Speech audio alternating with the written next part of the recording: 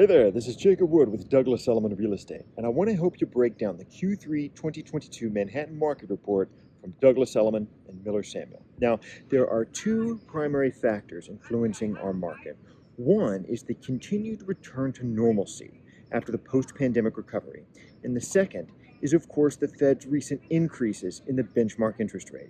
Now, when it comes to our market's return to normalcy, last quarter's report showed a median resale sales price of just under $1 million and of just under 3,700 purchases. Now, are those numbers good? Are they bad? Let's compare them to other recent quarterly performances. Last fall, Q3 2021 had 4,500 purchases. We're 18% below that figure last quarter, so should that give us reason to worry? Q3 2021 had the highest number of purchases of any quarter over the past 32 years. It was a new record. There was a ton of pent-up demand last year from 2020 shutdown, and the Federal Reserve kept interest rates artificially low throughout the course of last year, adding further fuel to what was already a feverish market. See, interest rates over the past 12 months have essentially been a mistake on the part of the Federal Reserve.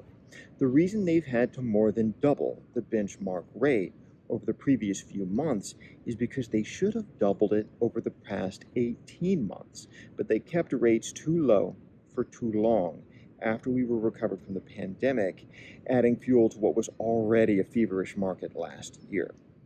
Now, that median resale sales price of just under $1 million last quarter is 5% off of the Q2 figure from last spring. Well, last spring gave us a new record in median closing price, so being 5% off of that record doesn't give me pause either. Now, the pandemic has had such heavy influence on the past few years. Let's compare last quarter's performance to that of 2018, 2019, before the pandemic was on anybody's radar. Those years showed about 2,400 purchases per quarter. Well, we were 50% above that pace last quarter. Sounds really great.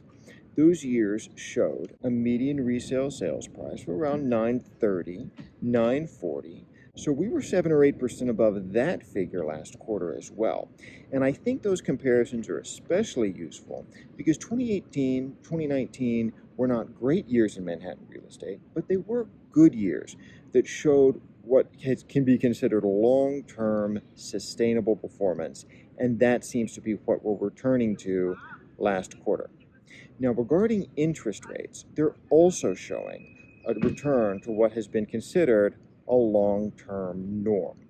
The average interest rate over the past 50 years on a 30-year fixed-rate loan is 7.76. We're not back up there yet. Our rates are only now about back up to where they were in 05, 06, years characterized by rising prices and lots of transactions. Additionally, the average New York City borrower is not subjected to the interest rates we see in the headlines throughout the rest of the country for several reasons. One, our credit scores tend to be higher. Two, we tend to be getting jumbo loans, which qualify for lower rates. And three, we're borrowing at lower loan-to-value ratios, since all the co-ops here expect all of us to put down at least 20%.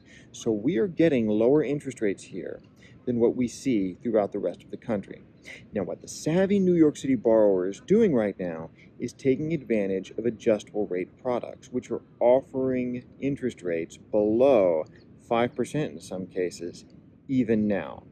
So you borrow at that 7, that 10-1 arm, ride out the current high interest rate environment, and refinance in several years once conventional rates are back down to where the adjustable rates are now. See, the Federal Reserve doesn't intend current interest rates to be the new long-term normal. They're intended to act as an emergency brake to tamp down out-of-control inflation. And regardless of how high rates need to get in order to make that happen, most experts do believe that we will get inflation back under control in 24 to 36 months. So you'll borrow at the adjustable rate now and then refinance for the long term in several years. Now, Let's say you own a co-op on the Upper West Side and you're planning to sell next year, or you're planning to purchase a townhouse in Brooklyn, and you're interested in how the current market environment is affecting your specific home or the home you're interested in. Let's talk more. This is Jacob Wood with Douglas Elliman Real Estate.